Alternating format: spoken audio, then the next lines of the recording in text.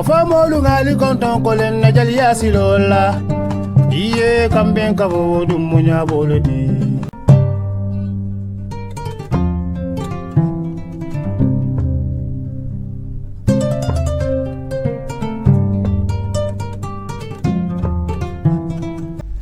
jërëjëf cher fidèle internaute Kéwoulo TV ñoo ngi leen di nuyu kenn ku nekk ci turam ak santom di am mbégteeg bànneex di leen dalalaat ci seen beneen numéro rendez-vous du soir comme ni ñu koy defee à chaque soir di waxtaanee lépp loo xamante rek moo di actualité bu jëm ci biir réew mi tey di la mercredi 22 janvier 2025 lu gën a tukkee nag wala lu gën a fës ci li nga xam ne moo di xibaar journée bi bokk na ci li nga xam ne moo di situation des médias waa CDEPS nag tey amaloon nañ ab point de presse ki nga xam ne moo di Maïmouna Ndour Faye ak Mamadou Ibra Kane ñoo fa nekkoon ndigal rek ginnaaw buñ boo xam ne lundi bi passé lañ leen woowoon ñu dem fa nag mu amoon tuuti problème ginnaaw loolu nag gis nañ ni tey jile mujjee nañ ko def dinañ wax tam ci li nga xam ne moo di actualité politique réew mi te xam nga ni moo nekk Farba Ngom ginnaaw loolu gis nañ ki nga xam ne moo di le député Aïssata Tall Sall moom it nag génn na def point de presse ngir rek wax ci li nga xam ne moo di nee na d'accordul benn yoon ci li nga xam ne moo di Farba ndax day dénoncer li nga xam ne moo di absence de transmission du dossier incriminant Farba Ngom suñu dernier ponk nag ñu tëjee ko ci li nga xam ne moo di éducation gis ngeen ki nga xam ne moo di le ministre Guirassy Sy génn na wax ni dañuy recruter li nga xam ne moo di 2000 enseignants naka noonu nag ma dalal rek suñu invité du jour di Moustapha nuyu naa la dalal bu baax a baax. xëy na nuyoo di la delloo ziar baax di la remercier ci invitation bi. noonu laay amee mbégteeg bànneex di dalal sama doomu baay muy Sohibou Sagna Sohibou nuyu naa la dalal la yow it. allo sister Jeanne maa ngi lay fay di remercier aussi ci toute l'équipe technique. En même temps di baalu parce que là on a la voix totalement cassée. Y a pas de souci. séeréer yi ñoo ci jaar. amul benn problème. donc di remercier les fidèles internautes de Kéwoulo TV dina nag wax nii rek saa su ne foofu la. nañu continuer di suivre di abonner di liker le meilleur c'est sur Kéwoulo. d'accord le meilleur c'est sur Kéwoulo di leen abonné di aimer bu baax a baax comme ni ngeen ko xamee nag tout le temps man Mame Aram Thiam laa doon bokkal plateau mais tey jii nag dafa génn mais c'est rien de grave dinañu retrouver fii ak jour yi di ñëw incha allah. naka noonu rek avec la complicité du régie ñi dem seetaan ki nga xam ne moo di Babacar Touré ci li nga xam ne mooy nouvelle bu neex bile laataa ñuy xuus ci biir émission bi. maa ngi leen di nuyu te it maa ngi leen di ziara di leen balaax di ko sakku ci kenn ku ne si yéen tey la alarba di le 22 janvier 2024 waxtu wi may wax ak yéen pratiquement 14h30 jot na ci Ndakaaru ak li ko wër mbokki Sénégal doomi Sénégal déglu leen xibaar bu neex la xibaar jib na jóge ci boulevard de la République wala boog boulevard Léopold Sédar Senghor le bébé de l'année bébé présidentiel ba nga xam ne Sénégal yëpp ñu ngi doon toog di ko xaar mooy bébé wu premier bébé bu juddoo ci palais présidentiel dans l'histoire du Sénégal am na démb ci Sénégal la soxna si di Absa Faye di deuxième dame bu Sénégal am doom bébé national bi nga xam ne fan yi ñu génn journalistes yi annoncé woon nañ ko ba ñu xamal ñu ni am na ñoo xam ne woo nañ leen fële ca cybercriminalité wala boog ca police pour laaj leen xibaar boobu ñu joxe fu ñu ko jëlee tey nag man Babacar Touré maa leen koy jox xamal leen ni am nañu bébé bu bees am nañu patriote bu bees am nañu doom soxna Absa Faye mi nga xam ne mooy ñaareelu président Bassirou Diomaye Faye am na doom xale bi juddu na démb ñi di ko yëgal nag Sénégal yëpp di ñaan Sénégal yëpp ñu ñaanal ko gudd fan wérgu yaram am ndey ak baay comme niñ koy waxee ci wolof am diine loolu la ñuy xaar ci sunu bébé boobu ma yëgal leen it bébé bi doom bu jigéen la di ñaan Sénégal yëpp fépp.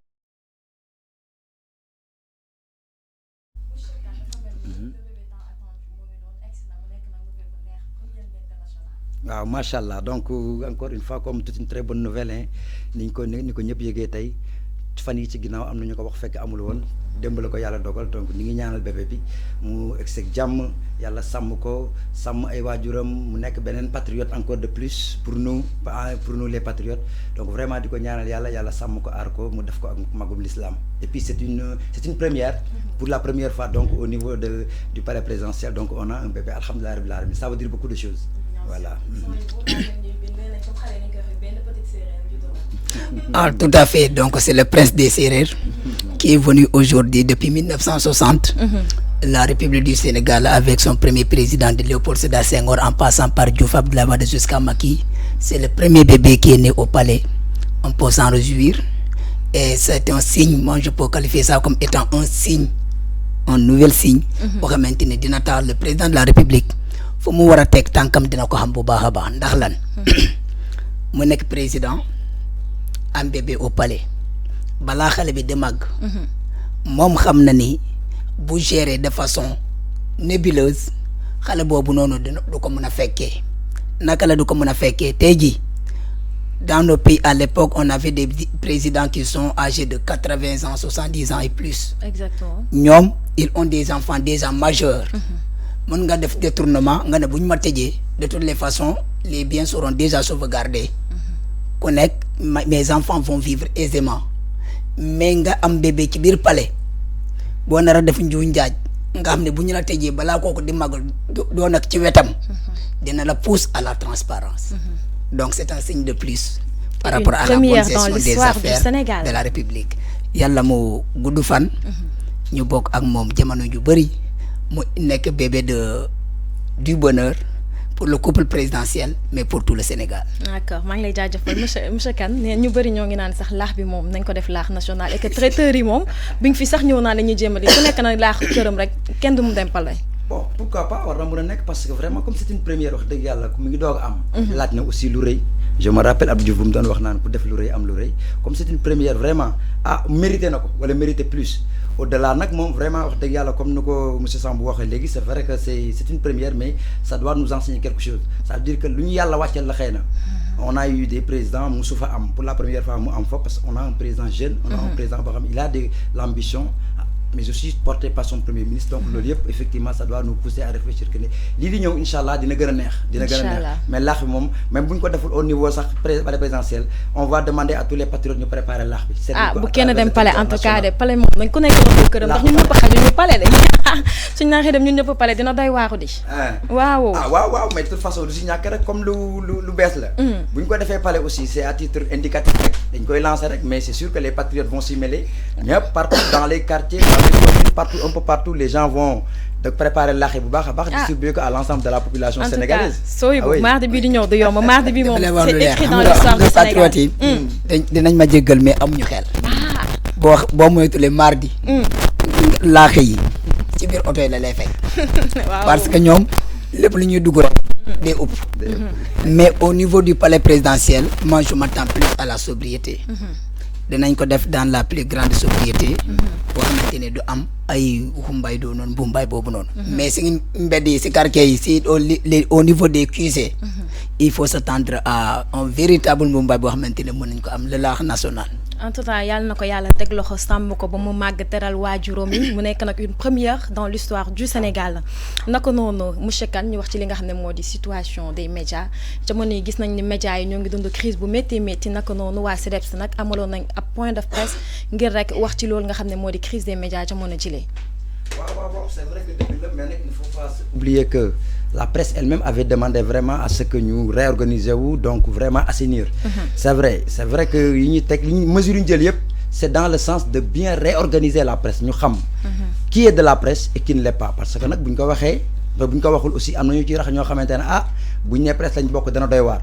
kon nag le fait que vraiment la presse mu demander à l'État à ce que mu dugal ci loxoom pour ñu jéem a réorganiser assainir la presse je pense que c'est une très bonne initiative certainement que y aura des dégâts collatéraux donc ñooñu aussi vraiment ku nekk ci yoon wax dëgg yàlla tegu ci yoon di def sa liggéey ci yoon je pense que doo am problème. Tout récemment le ministre l'a dit liste bi mu génne woon gars yi yuuxu nañ fii par-ci par-là mais c'est parce que nañ ko amewul woon aussi dafa xawoon tey xel mais ku ci am sa presse sa entreprise de presse correctement dans les règles de l'art, en conformité avec les règles et lois, normalement doit poser problème à mon avis.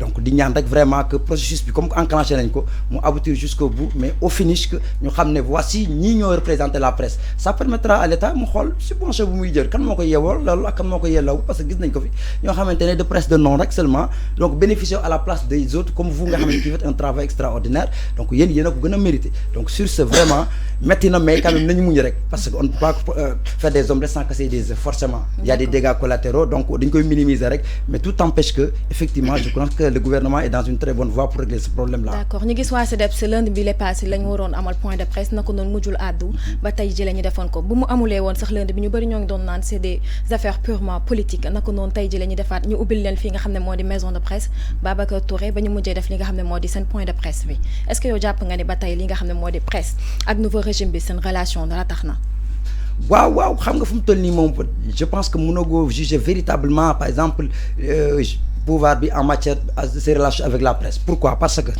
comme bañ ñëwee ñoom li ñu indaale mooy la presse elle-même avait demandé à ce que ñu xoolaat seen biir yi seen kër yi li fa nekk. Bon la dernière fois bu mu amul woon c'est peut-être mën nañ ko juger ne c'est lié tout simplement à des questions politiques mais man jàpp naa ne du question politique parce que bu jaaree yoon la preuve en est que tey amul benn problème def nañ seen conférence de presse wax nañ li ñu bëgg a wax et ils ont raison aussi dañ koy accepter boo nekkee ci liggéey nit di ci liggéey bu amee ay gàllankoor ak ay da ngay ñëw nga wax ko nit ñi dégg mais boo ko tegee ci yoon je pense que du war am benn problème et je pense que les autorités ont bien entendu certainement errements yi ci am ak yu mel noonu yëpp dinañ ko corriger mais juste que l'aboutissement final c'est que effectivement ñu am benn presse boo xamante ne une presse qui sera à la hauteur quand même. Beaucoup plus responsable. D'accord Soyibou comme ni nga ko gisee ñi nga xam ne moo di waa CDEPS dañoo amuloon tey jii conférence ab point de presse ngir wax rek ci li nga xam ne moo di situation des médias ginnaaw bu ñu ko amalee woon lundi mujjul àddu ba tey jii la ñu daal di ko def. Alors première rencontre mooy le lundi d'état defuñu ko je pense que c'était des démarches administratives des raisons administratives par rapport à l'administrateur Sambou Biagui am nga ñun daan nañoo def ay manifestation maison de la presse boo nekkee ci manifestation bi lu ñu leen njëkk a wax mooy balaa ñu def manifestation bi mooy on informe qui de droit pour que ñoom tam ñu mën a jël les devants. Est-ce que la salle n'a pas été réservée puisque ñoom dañuy def location aussi est-ce que la salle n'a pas été réservée même si c'est la maison de la presse pour les journalistes mais ils sont aussi dans la gestion administrative donc tu informes au préalable ensuite on te laisse occuper l'occupation maintenant ñoom demoon nañu amuñoon accès te def nañ seen conférence de presse donc ils ont essayé de qualifier de 1001 manières Sambou Biagui mais aujourd'hui ils ont accédé Sambou Biagui je rappelle que bu ñu doon def manifestation ci maison de la presse moom moo doon nekk MC moo yoroon micro central di woote journalistes yi kaay lu ñu xeex pour défendre la corporation boo paree dañu fa daan nekk des fois dañu def veille dañ fay nekk ba 0 heure 1 heure du matin ku nekk toog si basam wala taxaw mën a dund souffrance boobu yépp pour défendre la presse te mooy jouer contre la presse ça sera impensable maintenant CDEPS lu ñu doon wax mooy ak man lu ma njëkk a taxaw mooy CDEPS bu ñu nekkee dans le succès journaliste duñu ko yëg kañ lañu commencé dund jafe-jafe la presse quand est-ce à la suite de l'ancien régime 1 mois après toutes les entreprises de presse sont en faillite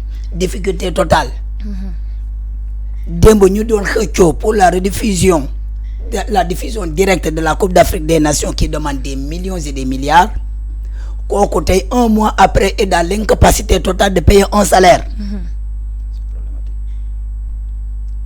on interroge notre conscience les patrons de presse lii seeni combat là moi je dis on va pas mener la bataille à la place de ñi nga xamante ni boo nekkee ci bànneex dañu lay fàtte boo nekkee ci tolof ñoom duñu la mën a jàppale combien de journalistes reporters ont été remerciés gratuitement sans raison foofu tamit war nañ cee wax malgré les manifestations du syndicat les points de presse les va-et-vient ça n'a pas abouti yow journaliste yaa mujj dem nga ne garaawul man comme am naa sama compétence naa dem lambatu ji feneen nga bàyyi sans succès patron boobu noonu tey ñoom ñoo bëgg journaliste yi porter leen seen combat lu ñu leen laaj mooy 5% bi ngeen ne coupé ci impôt sur le salaire dem leen ngeen versé ko ci état sama salaire maa ko liggéey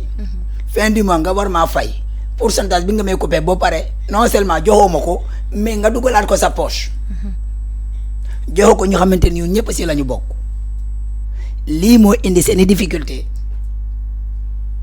logique pour logique tu ne peux pas couper sur quelqu'un nga ne da nga koy jox état nga lànk joxoo ko état di la ko réclamer nga ne non, il y a une injustice contre moi.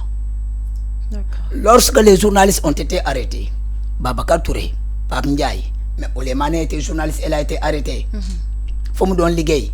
Là, lañ ko doon wax, elle n'a pas de contrat ici. Alors, Pape Ndiaye, ñom Moustapha Diop, ñom Mame Birame Wathie bu ñu doon agressé à tout bout de champ de gauche à droite. Ces patrons de presse là, qu'est-ce qu'ils ont fait? D'autres ont interdit même le débat de l'arrestation des journalistes au sein de leur entreprise. Ah oui? Lorsque vous avez arrêté Pape Alé Niang.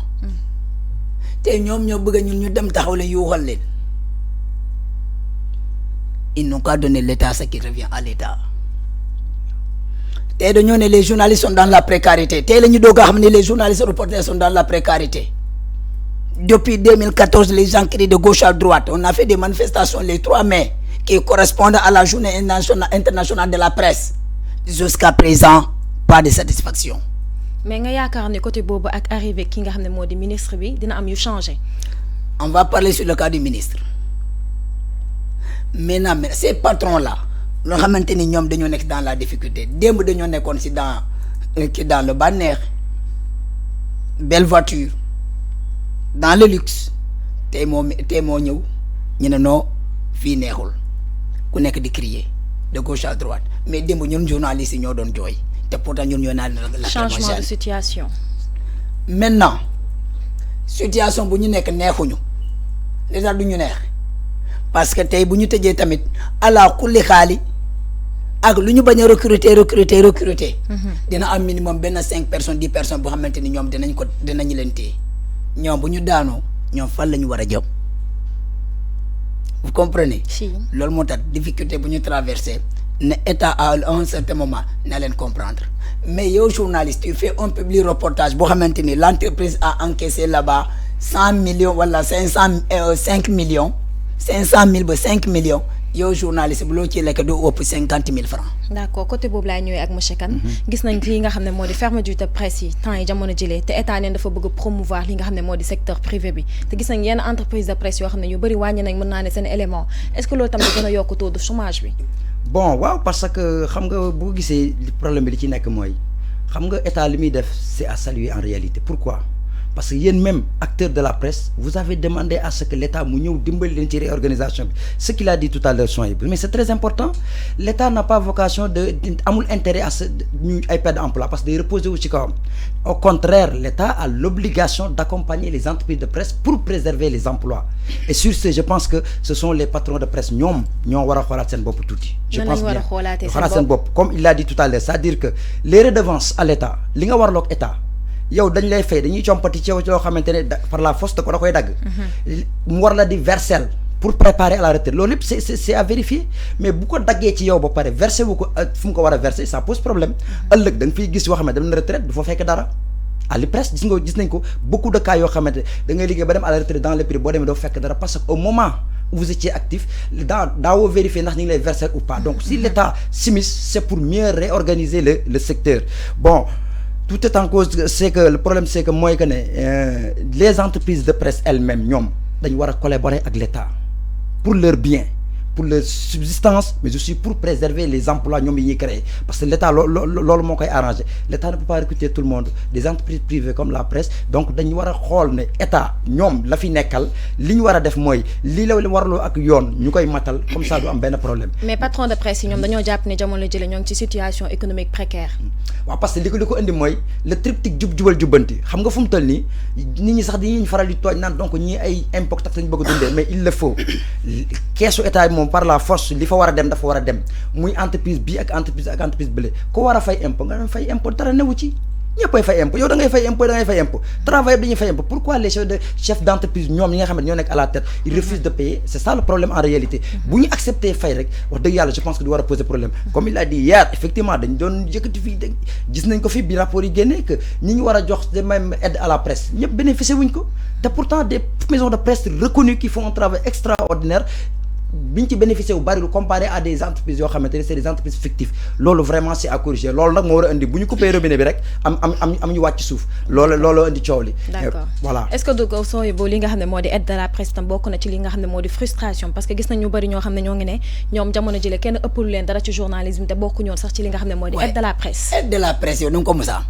musuñu ko am fii Kéwoulo. Kéwoulo musuñu ko am. déjà man 2013 ba léegi maa ngi si milieu de la presse maa ngi liggéey jeune reporter def lépp mais aide de la presse bu excès entreprise patron ñoo koy jëndee oto. tout à fait. waaye non je vais citer le nom de Bougane et benn conflit bu Bougane amoon avec El Hadj Mansour en direct aide de la presse ñu ne moom nee na lu ñu ko war a lu ñu ko joxoon a def koo xeeb du ko jëli ñoom El Hadj Mansour ak Ahmed Aïdara ñu nekk seen émission ñu ne ñu woo ko ñu ne ko non mais ñun ñoo ko mën daa ko war a jëli mu ne leen yéen fayu leen facture aide de la presse c'est pas pour les journalistes nii la leen tontu en direct on se rappelle tout ça dans les rédactions rares sont les patrons qui donnent ça aux journalistes mais aide de la presse c'est pour les journalistes mais les patrons ñoo ko ñoo ci mais côté boobu laa ñooy sooy bu est-ce que tamit du côté formation mais parce que gis nañ ñu bëri patron de presse yi ñu ci bëri dañoo xëy rek ubbi seen entreprise il y a fonds de formation boo xamante ni dans l'aide de la presse dañ koy jox les associations de presse wala ñu destiné ko directement au CESTI ñu ne dans les rédactions qui sont éligibles proposer une personne pour ñu dem defal ko formation de recyclage au CESTI fonds boobu noonu génnul si kees entreprise de presse yi de c'est sorti dans le fond de la presse fonds d'aide à la presse d'accord dañ koy dem investir CESTI nga dem defa ci formation te le plus souvent ñan lañ koy defal ñu ñoo xamante ni def nañ formation dans les écoles de formation ñu defal le recyclage au CESTI après ñu organiser le promo de sortie vous avez compris oui. donc tey jii ni entreprise de presse situation bu ñuy traverser neexuñu mënuñoo neex parce que bëgg nañu gis tous les journalistes se réjouir de leurs compétences c'est-à-dire de nourrir de leur savoir-faire et de leur expertise. d'accord mais boobu côté day fekk journalistes ñi dajaloo doon benn gis nañ jamono ji ci milieu bi dañoo xaajaloo te pour ñu combattre même chose wala ñu bokk même combat bi il faut que ñun ñëpp ñu doon doole doon benn. loolu laa la doon wax démb bu ñu arrêté Babacar Touré ñu nekk ci manifestation yi ñu ñëwoon ne tu les comptes au bout du doigt am ñu ñëwoon sa tribunal bëgguñu sax nga filmer leen pour nit ñi gis leen c'est-à-dire on fait nga xamante ni ce qu'on appelle benn groupe de personnes ñoo xamante ni sont des amis. ñoom ñoo défendre les autres je ne suis pas avec toi boo amee problème moom nit ñi la àndal alors que dans la presse loolu warul mën a am Maïmouna Ndour Faye bu ñu ko agressé ñun ñëpp dem taxaw défendre ko Maïmouna Ndour Faye ñun ñëpp dem taxaw défendre ko maintenant bu fekkente ni ñeneen dañu leen défendre ñoom personnel yi si boppam am ñoo xamante ni manifestation journaliste bu ñu arrêté du ñu ñëw sa couvrir ko mais comment journaliste moo tax mën a nekk jafe-jafe ñu ne kaay leen nañu woote sitting pour les journalistes tu es contre les journalistes au bout du doigt société civile ñoo ci ëpp journalistes yi presse classique doo ci jàpp gis ñoo xamante ni ñoom ñoo ñëw pour couvrir loolu manifestation yooyu ñu jàpp fi Pape Alé Niang mu nekk en grève de la faim ñu ne nañu bind benn éditorial comme dans toutes les rédactions éditorial boobu noonu ñi ko publier da ngeen leen compter au bout du doigt au même moment ñeneen ñi recevoir des chèques pour ñu publier contre le journaliste Pape Alé Niang di ne la presse divisée autour de Pape Alé Niang moom moo assumé moom moo jël lii moom moo jël laa lu muy def ni du journalisme vous voyez tant qu'on ne met pas ça de côté on parlera jamais le même langage patron de presse man leen kese laa leen di mere te loolu duma leen ko mën a baal tant que changé wuñu ko bu ñu amee ay milliards na journalistes reporters yi ñoom ñoo leen di jox xaalis nañ si gis seen bopp côté boobu laa ñëwee ak maintenant j'arrive rek ñoom journalistes reporters gisuñu seen bopp bu métti wa ñoo dem ñu toog je me rappelle la CREI Karim Wade bu ñu koy jugé dañoo nekkoon tribunal di couvrir sous le soleil mu métti lool les jeunes libéraux di manifester de l'autre côté journalistes yi dañoo daw topp nit ñi ba sonn naan lacrymogène ba très bien gis na fu ñu toog ñu naan alhamdulilah policier foofu la ñuy sànni encore lacrymogène. Y avait un caméraman d'une puissante entreprise de presse dafa daanu blessé dafa jékki-jékki mu ne waaye li neexul waaye man maa war a rente sama bopp pour patron bi dund ci c'est sama souffrance te salaire bi ngay am matul 100 000. foofu la ñu lañ invité tey jii nii journaliste reporter mun nañ def bloc nekk seen ginnaaw di leen accompagner mais je ne peux pas dafa mel ni pousse oto da ngaa pan ma pousse la oto bi tàkk nga ba ma fa ak poussière yu rëy mais taxaw di sëkkat patron de presse yi loolu la ñu mel tey situation bu ñu nekk ñaan nañu yàlla ñu génn ci situation bi. ñu recruter journalistes et formaliser leen. tu vois un journaliste qui fait 2 ans de stage. 7 ans même parfois. Stage de requalification, stage d'adaptation, stage de réinsertion, stage sans jamais comprendre. Et dans les stages, on te paye. Je donne mon exemple, j'ai fait mon stage dans une organe de parapublic. Mais j'ai fait 6 mois de stage 0 francs. C'est de l'expérience. 6 mois de stage 35 000. Après, vous me renouvelez. Nga dund ci difficulté yooyu ainsi de suite. Xam nga man bu ma defee 6 mois après ñu may fay 35 000 ma wax ko benn gars mu ne ma yow da ngaa buub yow am nga lu bëri. ndax 35 man maa nga 2 ans aw ma dañ may ne per diem bi nga nar a mën a amee si terrain bi ce qui est banni donc on peut pas vivre loolu. ba tey jii nii ñu ne 2025 ba léegi les journalistes sont dans la galère tey jii la patron de presse yi nar a mën a yuuxu. waxoon nañu leen ni minimum le contrat de stage la convention collective nañ ko modifier il faut payer les stages à partir minimum à partir de 80 000 francs stage yi en 80 000 francs tu les comptes au bout du doigt. Patron de presse qui reviennent à la terre sur terre. Ensuite les journalistes par rapport à la solidarité nous invitons tous les journalistes à la solidarité jusqu'à demain si un journaliste a un problème je serai le premier sur le terrain pour le défendre. D'accord. Parce que là, on est obligé de le faire. Patron de presse, on compatit sur votre situation, puisque si vous fermez, nos journalistes ne vont pas travailler. Mais si votre problème est réglé, n'oubliez pas les journalistes. D'accord.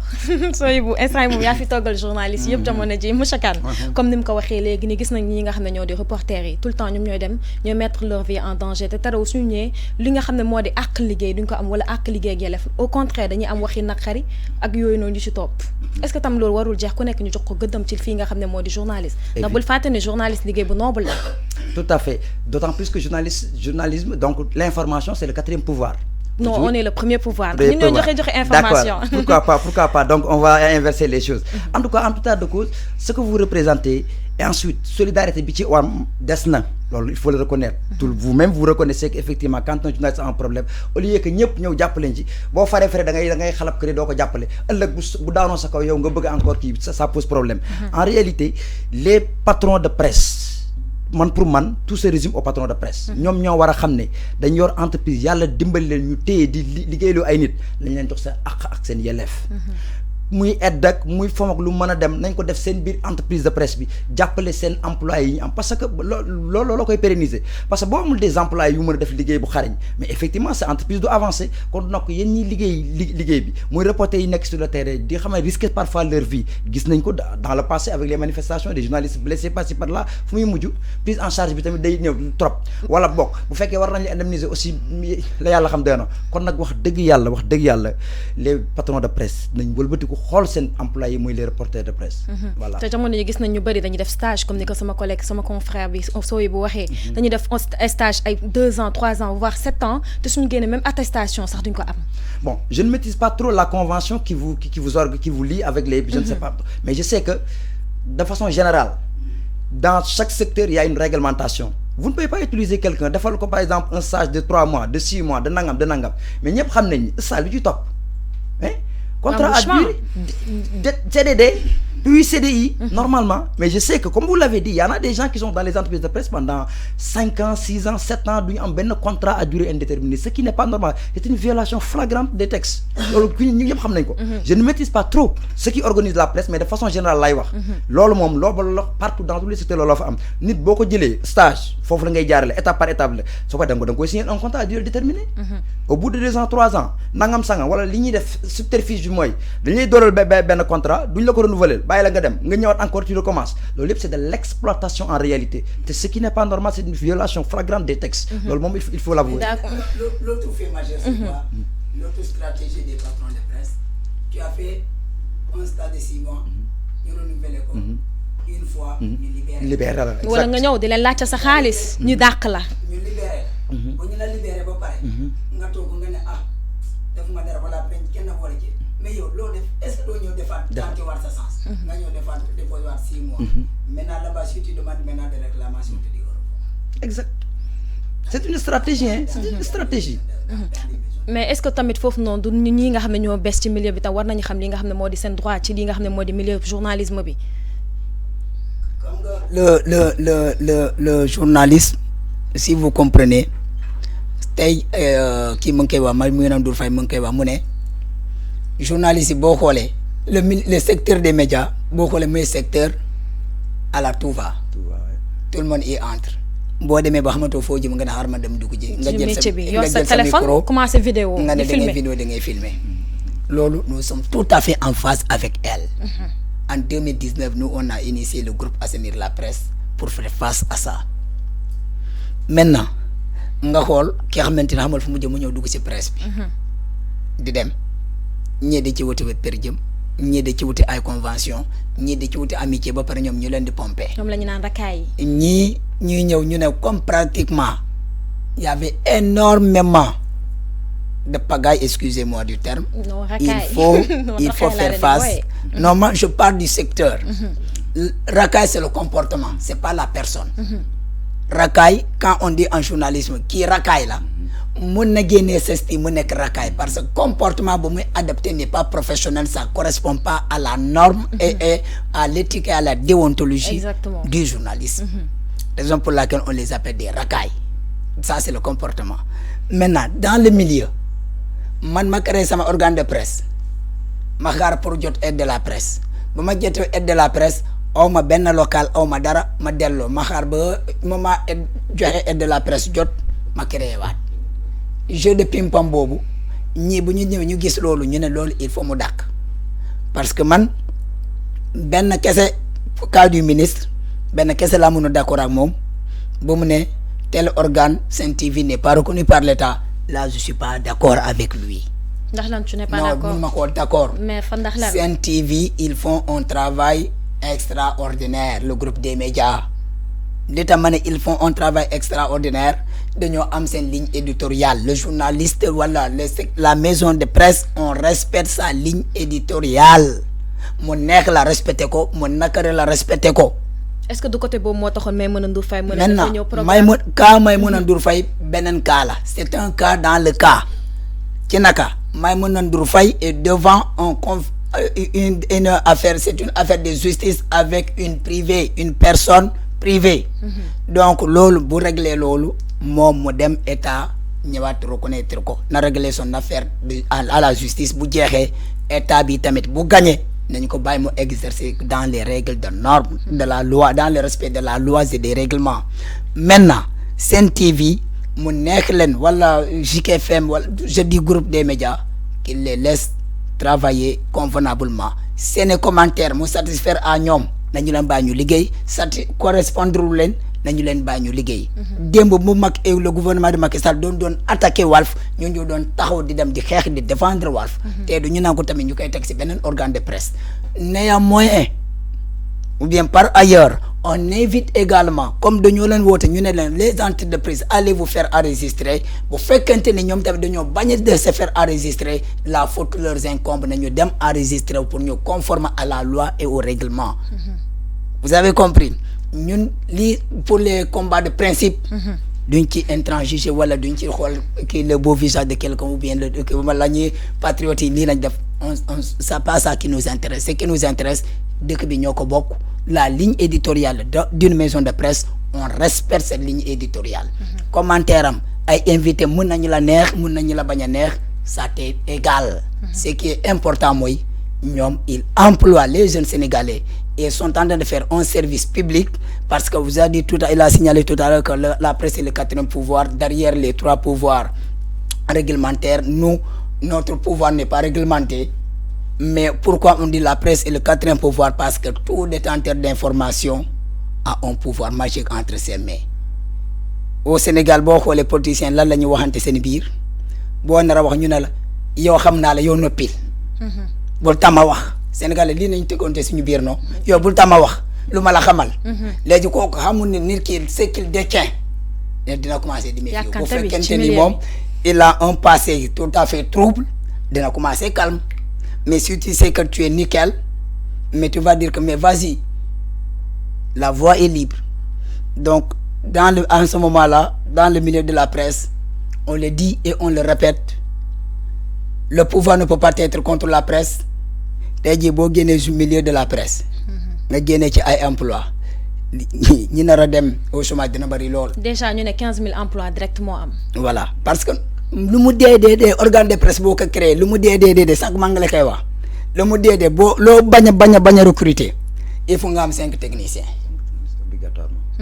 loolu ma di nga ko am il faut nga am benn secrétaire obligatoirement il faut nga am agent de sécurité obligatoirement il faut nga am ñu mën a doxal loolu donc minimum tu vas employer 10 à 15 personnes et tu peux aller au-delà de ça boo loolu moo tax ma ne boo xoolee l'effectif de la Sen TV ne serait-ce que ça il mérite encore la reconnaissance et l'accompagnement.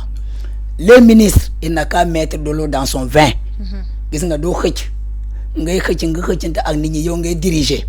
En certain moment, un parent doit avoir ce qu'on appelle l'empathie envers ses enfants. Te ñoom ñoo kilifa yi il faut que ñu am capital d'empathie envers les citoyens.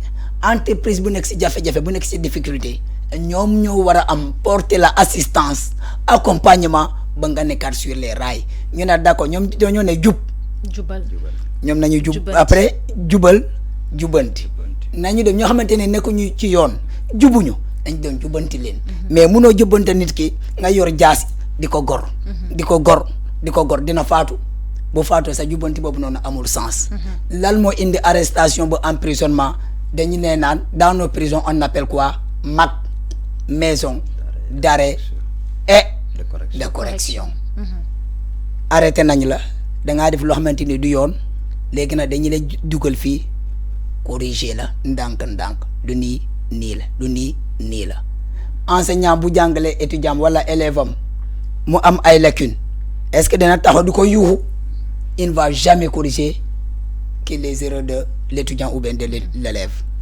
tu le fais avec méthode avec technicité avec douceur ba mu comprendre mu adapter à ton règlement ou bien à la règle générale loolu bu amulee yuuxu bi moo fi bëri mais ils ne vont jamais avoir de résultats et la presse est un capital est un moyen de contrôle ce qu'on appelle même si j'aime pas trop le dire le fonctionnement de la démocratie.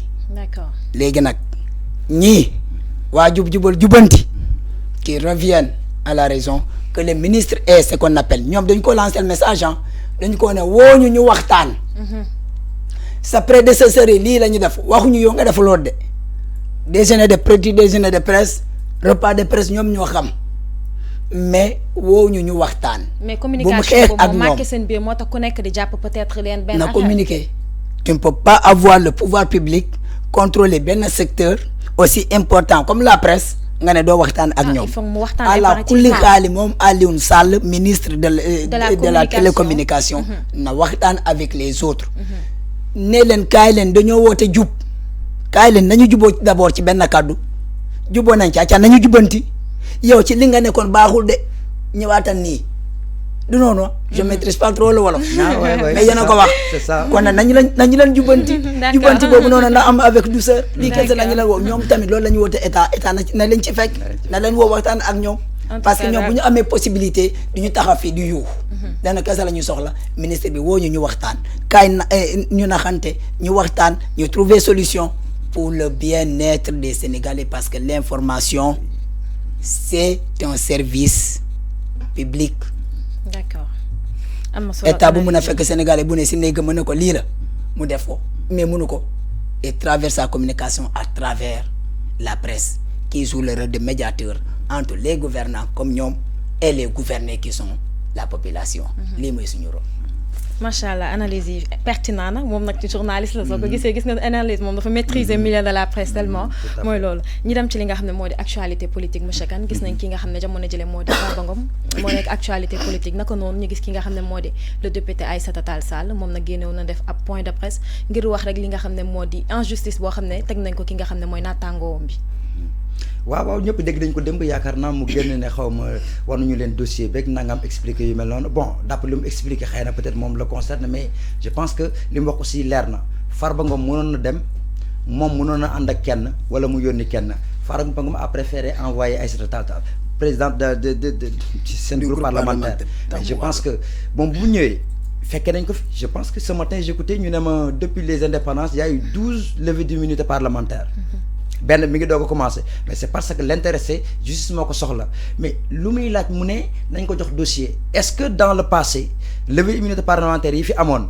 est-ce que dañ daan joxe dossier je ne pense pas je pense que c'est pour préserver le secret moo tax le secret de je ne sais pas comme terme qu'on utilise de l'investigation ou bien de xam nu mel noonu daal mais en réalité waruñu leen mën a jox dossier ce qui est acceptable le secret de l'instruction exactement merci beaucoup ce qui est acceptable c'est que la commission ad hoc bi ko waroon étude entendre mais mënoon na déplacer wu dem sur place bu demee jox ko moo xool parce que bu ñu envoyé dossiers yi day nekkatul dossier confidentiel Sénégal xam nañ avec les sociaux da nga koy joxe léegi ñu génn balancer ko. mais foofu noonu avocat yi nee nañ ñoom it xamuñu ba tey lan la ñu toppee seen client bi. waaw mais je pense que d'après ce que j'ai entendu ce matin mooy que ne comme les 11 membres de la commission ad hoc ñoom ils pouvaient se déplacer dem au niveau de la justice sur place ñu wan leen dossier bi lu fa nekk mais duñ ko jël di ko jox kenn parce que nee na amul c'est pour effectivement préserver le secret de l'instruction mais loolu warul poser problème de toute façon.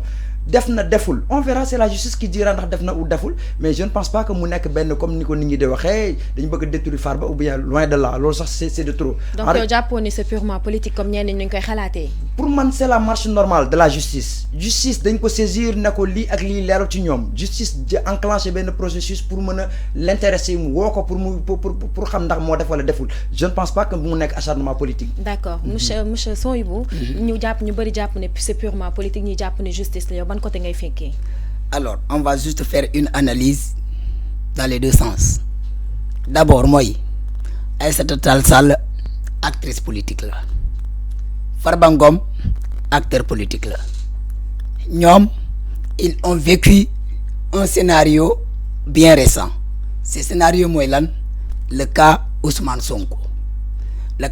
Sonko dafa leen jàngal lu bëri c'est Ousmane Sonko aussi nekk quelqu'un qui dévoile toutes ses stratégies à tout bout de vent dafa ne woon lii moo amoon ñoom bu ñu doon joxe notification Ousmane Sonko dans sa maison ñoom ñoo ko barricadé woon léegi nag ñu yóbbul ko notification ñu barricadé ko ñu ne ko di ñëw nañ sa kër gisuñu la c'est pourquoi on t'a pas notifié ñu ne ko teg nañ benn tableau d'affichage devant ta maison def c'est rigolant quoi def nañ benn tableau d'affichage devant ta maison pour informer la ci lii c'est que boo tombé woon audience ici dans le dossier Ousmane Sonko da ngay rek ba tas quoi des fois tu comprends pas ñu ne ko gisuñu la ñu jël dossier bi ñu yóbbu ko au niveau de la police de ta localité de résidence ba ñu jox ko mairie pour ñu préfet pour moo informer la lii yëpp xewoon na ci maintenant dans le communiqué de réponse du groupe parlementaire PASTEF dañoo ne il y a une campagne de manipulation venant de la coalition Takku Wallu ndax ki Farba Ngom dañ ko yóbbu convocation devant la commission ad hoc ba bañ koo jël Farba Ngom je ne suis pas encore informé que sa maison est barricadée ñu ne Farba Ngom moo bañ a jël ñoom tamit on les laisse au bénéfice du doute léegi nag Farba Ngom dafa bañ a jël ñu dem déposer ko à la sous-préfecture de son lieu de résidence. Informé nañu ko xayrun.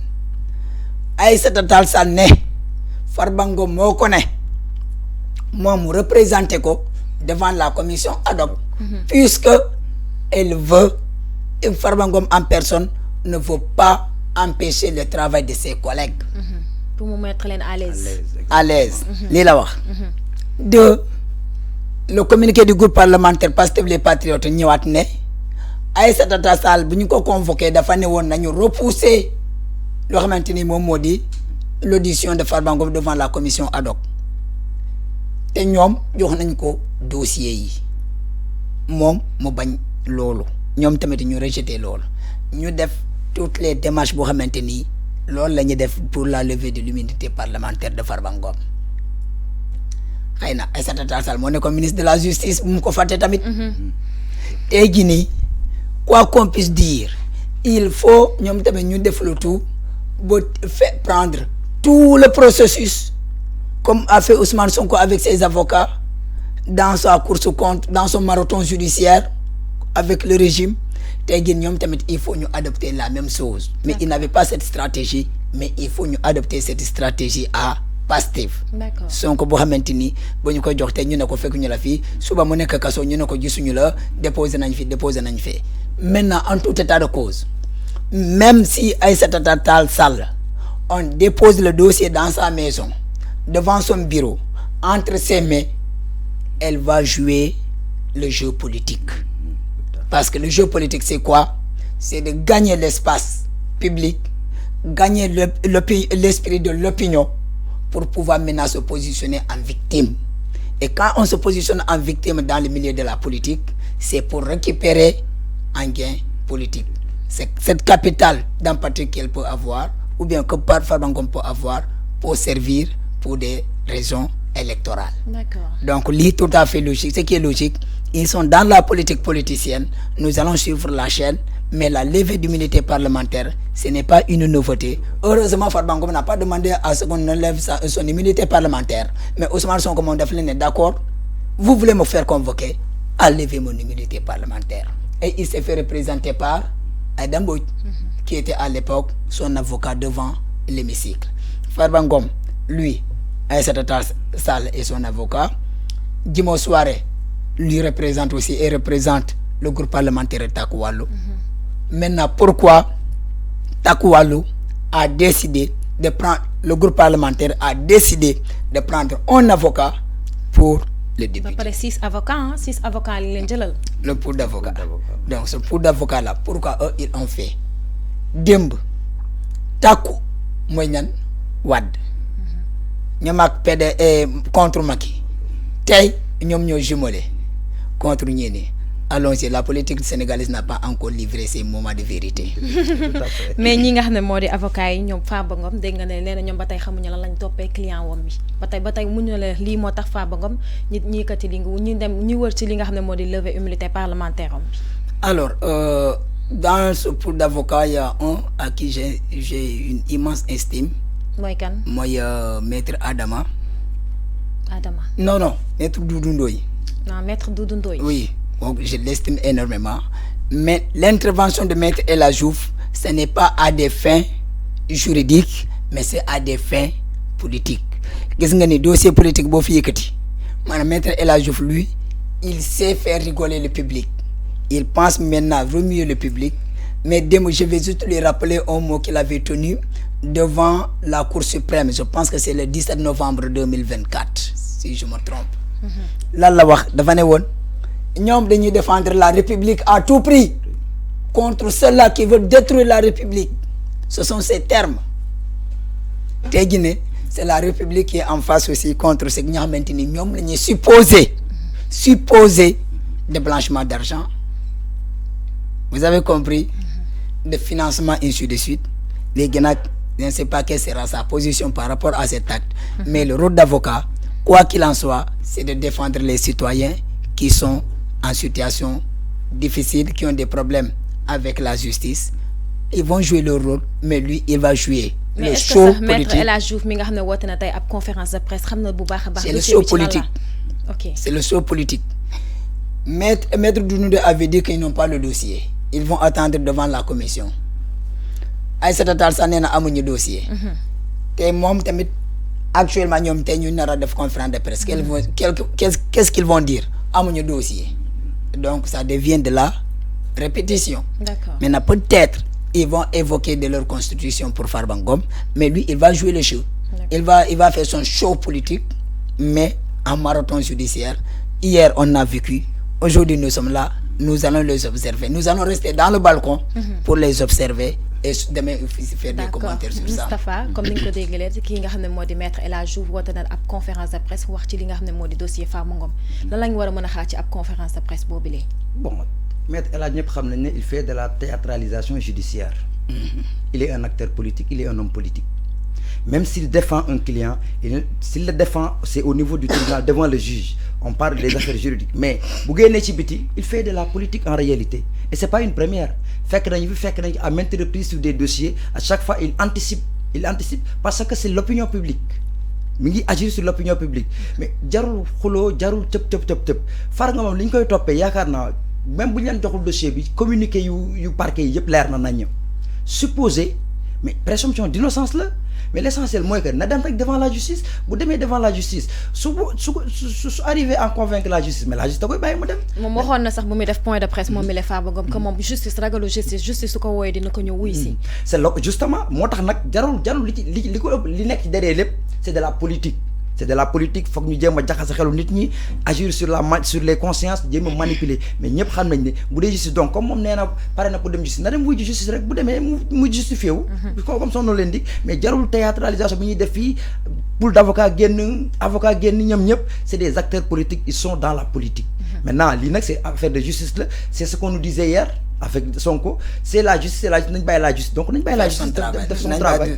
C'est simple. Voilà, mais dañoo gis ni dossier bi dafa amaat beneen dossier ci biir mooy lan ñeen nañ ko ki nga xam ne moo di Farba Ngom ku laal deretam da koy laal mu mel ni comme genre benn affaire de ethnie la daal alors que affaire bi justice la.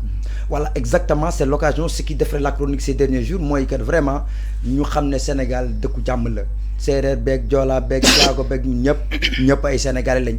suñu leader dégg nga ko mu wax mu ne carrément bu ko neexee dem Fouta bu ko neexee dem Bawol bu ko neexee dem fépp ci Sénégal dafay bokk ay mbokk lañ jaru ko nekkul benn acharnement wala lu ñu diriger contre une ethnie yàlla tere loolu amul Sénégal musuñu koo xam dans le passé gis nañ ko fi ñu jéem a diaboliser ñenn ñi mais je pense que loolu yëpp Sénégalais comprendre nañ xam ne yi fi ça n'a rien à voir avec les questions ethniques ak les questions de tribalisme ak affaire yu mel noonu dañ ko dépassé weesu nañ ko fu mu toll nii nous sommes tous des citoyens sénégalais point barre ku ci am yoon ak justice demal wuy justice boo defee justice wax na da ngaa def boo deful justice wax ne defoo bàyyi la nga dem sa yoon mais li ci teg yëpp mooy que ne jéem a xëcc ñu ne leen lii la gëmloo leen lii la wax Fouta yu ñu koy wax noonu ñoom ñëpp xam nañ ne Sonko lui-même il est de Fouta. wax na ko il Moussa Bocar Thiam tam génn ci wax ci. exactement ñoom ñëpp génn wax ci.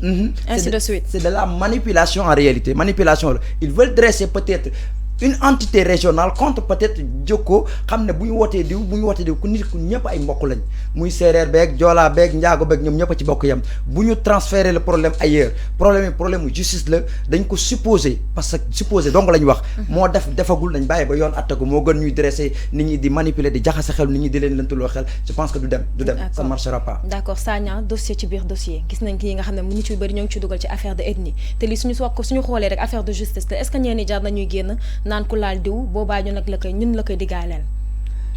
Je les invite à suivre l'histoire sur la Centrafrique.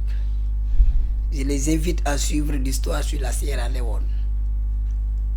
Pourquoi nga leen di invité ñu xool loolu. Je les invite également à suivre l'histoire sur le Rwanda.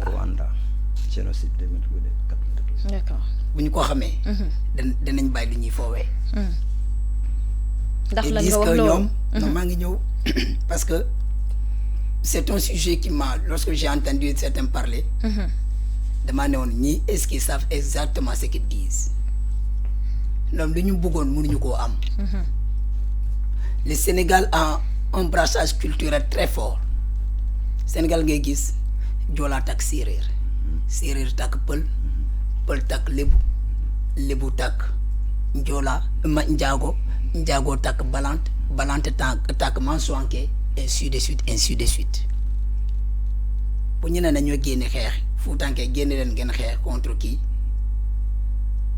léegi ñi xamante dañoo am cette relation là loolu fi ñu koy defee mënuñu koo am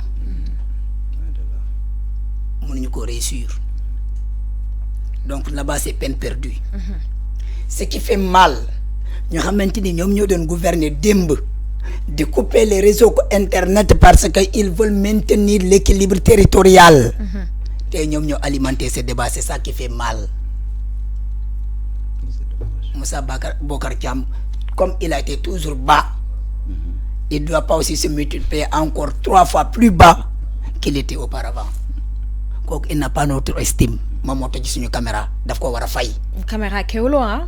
Moko tojon ak suñu caméra. En tant que l'agent judiciaire de l'État, il s'est permis d'avoir ce comportement là. Aujourd'hui, c'est lui qui est derrière cette manipulation là. Ça doit cesser, c'est pas possible. Guerre, déclaration ethnique, c'est pas bon. Je n'ai jamais entendu Ousmane Sonko dire Joola yi génne leen. Déedéet. Jamais. Le ma déggoon moom mu wax ko dafa ne boo leen ma nar a voter ndax damaa bokk ci yéen bu leen ko def ndax réew kenn du ko yor ci loo xamante ni moom mooy xeet loolu waxoon na ko bu mu nekkee opposant ensuite mu ñëw wax dafa ne woon man de bañu ma dem wuy jiw justice mais bu ñu ma nar a jaay doole j'appelle à mon droit de la constitution maanaam mooy lan droit à la résistance face à l'oppression. D'accord. Lii la ko waxee de defe naa je peux ne pas répéter textuellement ce qu'il a dit mais du point de vue compréhensible lii na ko waxee. D'accord. léegi moom bu ñu ko lever immunité parlementaire mu dem di wuy ji mais dem na ba Mermoz foofu lañ ko bloqué. Toutes les convocations de Sonko ñun dañuy quitter de la cité Keur Gorgui da ànd ak ñoom mais ba fu ñu koy bloqué mais il n'avait pas refusé d'aller ba fu ñu leen di pomper ci oto bi. Maman Maïmouna Bousso ak ñoom Clédor Sène son avocat. léegi ñii nii dañ koo ne blanchiment moom. toolu 125 milliards. supposé oui. Supposé mun na dem mais nit ñi dañuy fàtte Bougane Gueye Dany lan la fi waxul Ousmane Sonko bu ñu ko jàppee bàyyi ñu ko mu jibbi ak saagam jibbi na ak saagam non ñii wuti yépp pour ñu arrêter leen bu ñu leen arrêté ñu jàpp leen ñoom kat ñibbi wuñu te à l'époque ñii bu ñu la arrêté bu ñu la fekkee ngay tufli si kaw bi mais bu ñu la jàppee instruction ngay jëm. D'accord. Il faut ñu analyser sa tufli bi ndax exactement nangam la ak foo ko defee est-ce que njëloo ban njëloo moo ko ëpp ainsi de suite. Mais tey jii nii ce que nous les invitons mooy s'ils savent les conséquences d'une confrontation ethnique dinañ ko moytu. D'accord. Mali bu nekk tout près de nous amul guerre ethnique mais il y a juste eu 2 événements dans le nord du Mali. C'est le massacre des villages Peul et ça fait mal à la transition d'alors. Donc il faut pas que nous disions ni Peul, tu entends les termes qui te font mal mais discrimination. Mais à l'heure actuelle, je pense que les nouvelles autorités ne vont pas tomber dans ce piège-là. Tout ce qu'ils doivent faire, et on évite la société d'éviter d'alimenter ces débats régionalistes ou ethnicistes. Mais ce qui est sûr, et là où je suis certain et convaincu, et avoir l'honneur de le dire également, on a ce qu'on appelle un lien dañoo jaxasoo boo xamante ni. Sénégal benn bopp la kenn mënu ko xar ñaar loolu la ñuy wax tout le temps Sénégal benn bopp la kenn mënu ko xar ñaar. J'ai vu un Diédhiou qui me disait que je suis sérère. J'ai vu un Sambou qui me disait que je suis Peul Alpulaar de Matam. ñooñu noonu loolu lañ koy defee ngeen naan ñoom ay régionalistes. day na waar. J'ai vu aussi on fait Joola. donc c'est am pagaille voilà. monsieur ngi gis kii nga xam ne mooy di Guirassy génn na wax ni dañuy recruter 2000 enseignants ngir rek ñu renforcer li nga xam ne moo di professeurs yi. nan nga jàngatee loolu. ah xanaa sant yàlla te di vraiment di remercier le gouvernement. Hier l'annonce quand l'annonce est tombée ñëpp ñun en tout cas ñi nekk ci secteur de l'éducation wax dëgg yàlla ñu ngi koy xaar. ndax dañ ne en début d'année on a un déficit d'enseignants d'à peu près de 5000 enseignants ñu lancé benn campagne de recrutement de 2000 en attendant non compris ñi nga xamante ni ñi ngi dugg ci par concours mooy CREM yeeg les autres concours. Donc parmi les 2000 on nous a dit que 1500 c'est pour l'élémentaire et 500 c'est pour le collège et alhamdoulilah parce que effectivement dans nos établissements il y a un manque sérieux bu dul loolu sax il y a parfois un déséquilibre un peu dans la répartition. Voilà dans des écoles yoo xamante ne mais comme l'élémentaire, des écoles multigrades ak yu mel noonu yooyu dañ ko war a dépasser à l'heure où on parle vraiment de dépasser même l'émergence et aller vers ce qu'on appelle un Sénégal développé dañu war a njàng mi li mu laaj lépp ñu jox ko donc 2000 recrutements yi ñu annoncé démb wax dëgg yàlla ñu ngi koy xaar et ce matin même j'ai vu une circulaire du ministre qui invitait les syndicats pour dire que état tëbul tëb def ko mi ngi associer les syndicats d'enseignants dans le recrutement mu nekk lu leer lu transparent mu nekkul benn recrutement clientèle politique mais dañ koy teg ci ay chartes ak ay critères yu wóor yoo xamante ne buñ ko recruter dina mën a permettre njàng mi li muy sooxee au moins ñu kii ko parce que n'oublions pas que jàng l'éducation est un droit pour un enfant on ne doit pas priver à ces enfants là ñi nekk fii doxuñu Dakar sax mais ñi nekk dans les régions waruñu leen priver éducation te loolu bu ñu amul personnel enseignant bu day yaakaar naa mën na sooxe kon nag ñu ngi koy rafetlu bu baax te ñaan yàlla mu jàll si jàmm donc ñi ci war a recruter yëpp ñu recruter leen donc mu am ci njeexital ci njàng mi léegi anglais bi nga xam ne bëgg nañ ko dugal ci li nga xam ne moo di enseignement bi yow ban jàngat nga ci am en tant que mën naa ne bokk nga ci enseignant yi c'est déjà effectif tout récemment gis nga lancé nañ ko c'est pas dans tous les établissements mais expérimentation bi dans toutes les régions IEFI diri ñoo ko conduire ñu commencé introduire l'anglais et là c'était une promesse de campagne dans notre projet que ça soit dans le référentiel il y a l'introduction de ce qu'on appelle de l'anglais c'est le bilinguisme on veut un Sénégal bilingue c'est-à-dire à la fois le français à la fois l'anglais pour rappel mais l'anglais s'arrête à l'aéroport boo duggee avion le français s'arrête à l'aéroport boo duggee avion jeex na partout dans le monde les gens ne parlent que l'anglais c'est la première langue internationale donc introduire ko pour une initiation à la base bu ñëwee collège xale bi dootul dépaysé wu day ñëw nekk dans le bain il va se mouler dedans progressivement muy continuer jusqu'à l'université bu fekkee bëgg spécialisation donc vraiment que c'est une mesure que nous saluons et nous accompagnons le gouvernement et plus particulièrement le ministre de l'éducation que ñun jàngalekat yi en tout cas ñu ngi ko doon xaar parce que lu war a nekk la annoncé nañ ko depuis très longtemps au-delà même les daara aussi dégg nga lu ñu ko wax formaliser lépp donc tout ça c'est je pense que mën nañ xaar tuuti du yàgg dara dans la stratégie nationale on verra que d'ici 2029 li ñuy sóobu yëpp tey ci 2025 bi inshallah dinañ ko récolter mais ñu bëri ñoo ngi naan peut-être français bi déjà pour xale yi dégg ko rek problème la suñu ñëwee duggalaat anglais bi ci biir enseignement bi est-ce que du doon beneen problème est-ce que vous savez que l'anglais est beaucoup plus facile que le français ah oui moo gën a yomb l'anglais moo gën a yomb que le français c'est effectivement parce que suñu système d'enseignement bi la ak suñu programme yu nga xamante ne inadapté tey jii nii réforme yi lancé nañ ko mais c'est sûr que bu ñuy aller vers ces réformes là dinañ aller de telle sorte que xale bi li nga koy jàngal da nga koy jàngal que ce qui est utile de telle sorte que ne bu ñëwee BFEM joxul sax muy continuer ba bac à part du BFEM mu am benn BEP boo xam ne c'est professionnel dina mën a am insertion professionnelle et je pense que ñun suñu capital humain ci axe bi noonu foofu la jublu mooy que lan très tôt l'anglais le français parce que mënuñu ko bàyyi parce que ancienne colonie française c'est sûr que dañuy côté non mais comment allier à la fois l'anglais et le français je pense que ça peut être utile non seulement pour l'insertion professionnelle de demain mais surtout aussi ñu alléger suñu programme yi def une réforme boo xamante ne xale bi li mu soxla rek nga koy jàngal bon que mu mën a insérer wu je pense que ça doit ñi koy wax dañoo xamul mais l'anglais est beaucoup plus facile que le français d'accord analyse yi am na solo monsieur Sagna ma bàyyi la rek yow it nga wax sa jàngat ci li nga xam ne mooy 2000 recrutements yu ministre de l'éducation daal di wax alors c'est venu à son heure il faut le féliciter ba pare di leen ñaan ñu bañ koo def benn recrutement clientélisme mu bañ a am benn quota politique parce que quota politique moo infecté le système éducatif sénégalais du temps de Wade en passant par Macky parce que quota politique loolu moo tax man depuis 2012 ma doon détesté di dégg ñu naan nous sommes le réseau des enseignants de tel parti parce que Abdoulaye Wade ñu ko daanal mooy les enseignants ñoo xamante ni dañu ne woon ils sont de l'opposition di def grève ba Wade daanu ak Wade et Kalidou Diallo vous avez compris bu fekkee nañ dañ koy def dans le bon sens mais bu fekkee dañ koy def de façon politique loolu moo baaxul c'est pas pour jeter des pierres à Moustapha Kane vous avez compris maintenant réseau des enseignants républicains réseau des enseignants libéraux mais ñoom bu fekkee ne kii bi arrangé wu leen Youssouf Touré lan la dimonewul grève contre Wade Suzanne Camara aussi voilà c'est-à-dire boo amee nekkee ci benn parti loo mën a def pour affaiblir l'autre tous les moyens sont bons pour le faire tey ji recrutement bi c'est venu à son heure gis nga boo demee dans les campagnes là les enseignants qui sont là-bas ils sont très braves dans les villages reculés tu vois un enseignant qui a un pléthore d'effectifs boo xamante ni fa mu jàngal leen te bokkuñu niveau multigrade yow kii CI la nekk kii CP la nekk nga nar a boole leen ci benn classe c'est pas bon c'est pas facile anglais bi nga xam ne nag bëgg nañ ko boole ci li nga xam ne moo di éducation maintenant anglais moom comme commencé nañ ko là je donne 2 exemples encore. Le Cameroun, vous connaissez leur slogan? Toute l'Afrique dans un seul pays. D'accord. Parce qu'il y a le français, il y a l'anglais et je pense que l'espagnol. L'allemand. L'allemand. 3 langues. 3 langues. C'est pourquoi toute l'Afrique dans un seul pays. D'accord. Le Rwanda, français, nous avons impliqué l'anglais. Terre on a pays yu bari. Ban pays francophone.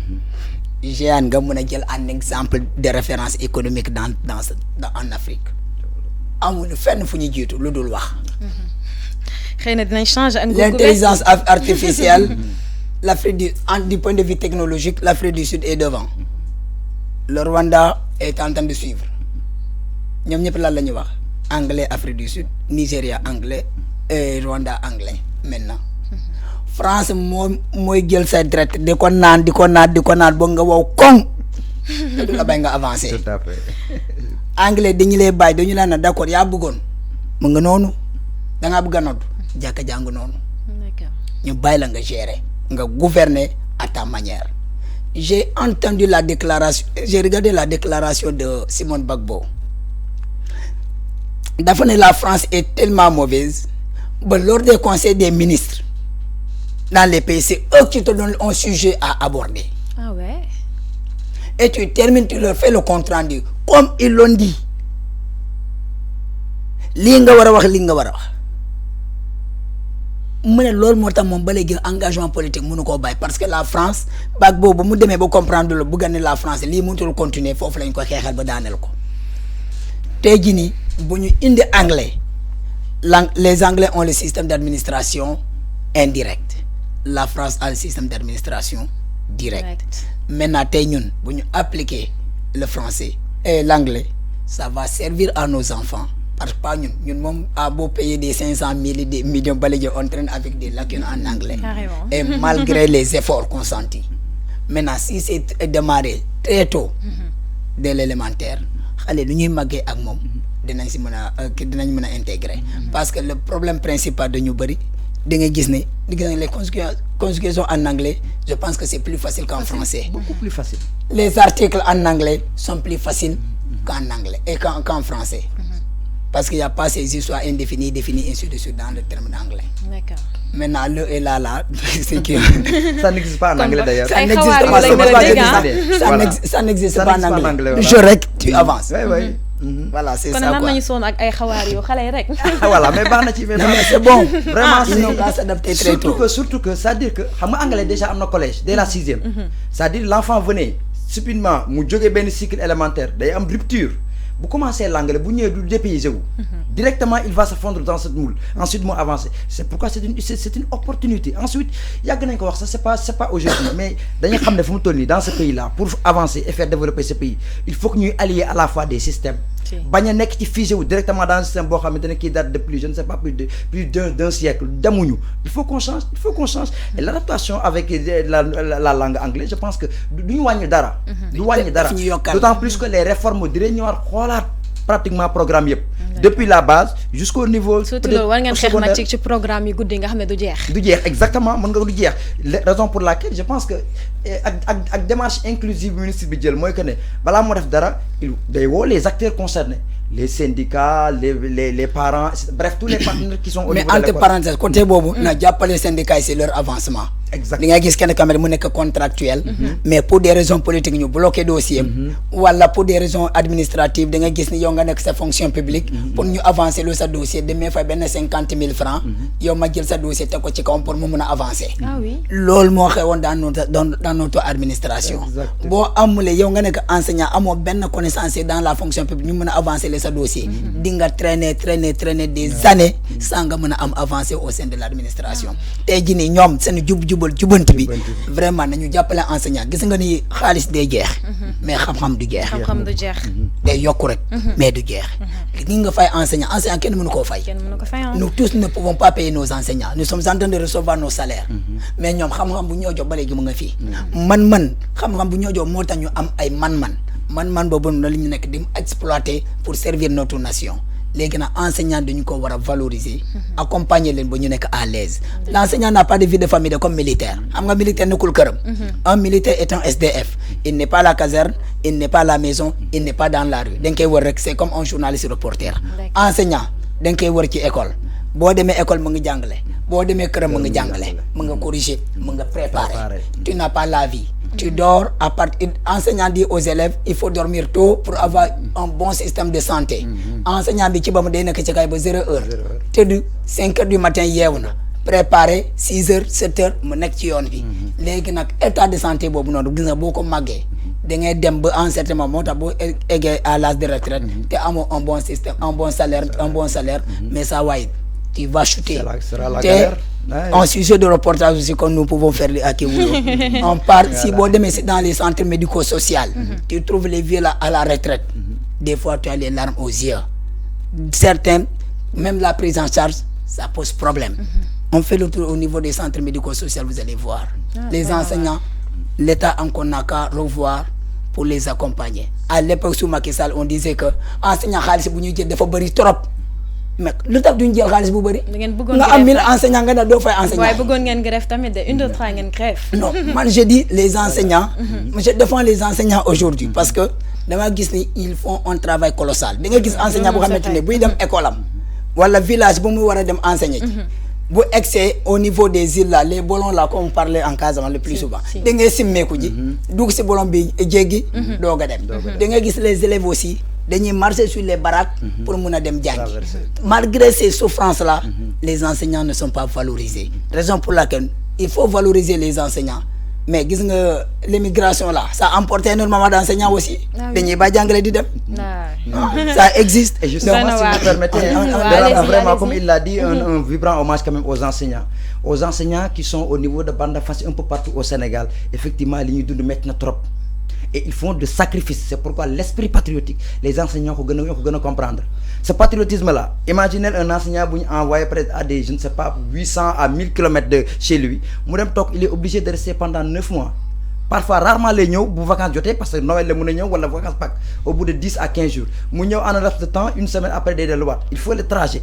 mais sacrifice bi ñuy daj uniquement pour inculquer du savoir je pense que c'est l'esprit patriotique c'est pourquoi c'est l'occasion quand même de remercier tous les enseignants du Sénégal mais surtout particulièrement les enseignants patriotes waaw ils ont joué un rôle extraordinaire voilà nous les invitons kay moom enseignants yeeg journalistes nous invitons les enseignants à valoriser le patriotisme gis nga mooy lan civisme patriotisme c'est-à-dire le système de CCP l'État doit faire tout pour mettre en le système CCP citoyenneté civisme et patriotisme quand les Français loolu leen bañ ils sont patriotes doo gis benn Français bi def acte boo xamante ni c'est contre sa République d'accord am na solo donc loolu les Français ont réussi ça nous nos enseignants aussi doivent réussir ce système par force CCP citoyenneté civisme et patriotisme on inclut ça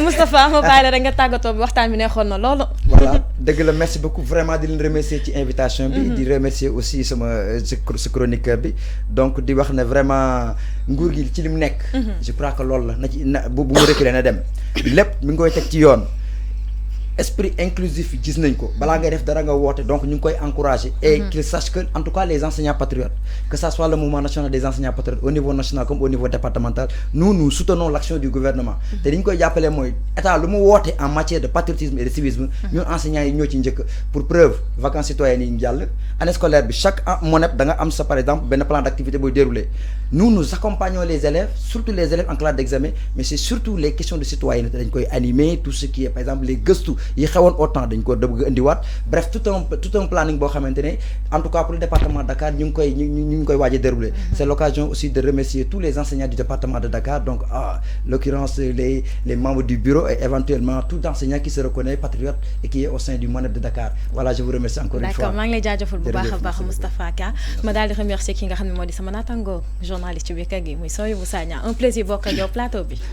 Le plaisir est partagé Sister Jeanne de remercier la disponibilité de monsieur Moustapha Kane de remercier les fidèles internautes de Kéwoulo TV sans oublier les hommes de l'ombre sans eux dara du xew rien ne passe rien ne sera visible rien ne sera audible donc tey gi déglu bu neexee ñooma di la féliciter pour le travail remarquable que tu es en train de faire. Merci beaucoup. Et de joxe aussi rendez-vous aux internautes tout en leur disant, invitant également à s'abonner, à partager l'information.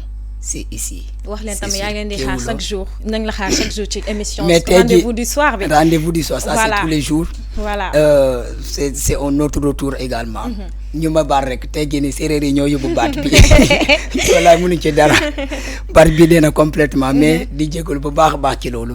Inch'Allah nous allons suivre les conseils de nos traitants et Inch'Allah les informations les meilleures la bonne sur mesure. C'est sur Kéwoulo TV, votre chaîne d'investigation. Kéwoulo TV, merci la chaîne d'investigation comme ni ko sama naataango Sagna waxee di am di ko jaajëfal moom mi nga xam ne moo di Sawebou Sagna di jaajëfal suñu invité de jour bi nekkoon moom Moustapha Kane autant pour moi di jaajëfal xaritam bi tam bu mu àndal di jaajëfal waa régie ñoom nga xam ne liggéey bu remarquable bi ñuy def mooy Aïda ak Ndiaga di jaajëfal yéen it suñu ami internet ñuy seetaan saa su nekk te duñu safoo ba tax na nag ñoo ngi jox tig daje benn yoon incha allah jërë ngeen jëf.